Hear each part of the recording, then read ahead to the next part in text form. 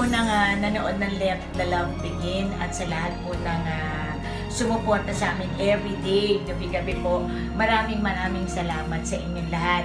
Sana'y nabigyan namin kayo ng lesson sa buhay. Sana'y nabigyan namin kayo ng kaligayahan. Ang buhay ay hindi lang lahat maganda. Meron ding hindi maganda, pero ang maganda dyan, lahat po tayo ay mag-move on. And makakaasa po kayo na itong pong mga nalalabi namin mga araw talaga mas lalo pa po namin bubuhayin, mas lalo pa po namin gagalingan at mas lalo pa po namin papagandahin yung mga eksenang ipapakita po namin sa inyo. Maraming salamat po. God bless po. Maraming salamat.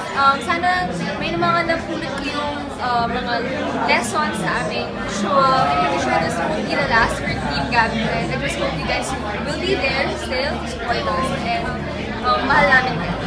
Sa mga naiinis na tatawa, siguro natutuwa, nabubwisit kay DJ Katie. Maraming salamat po.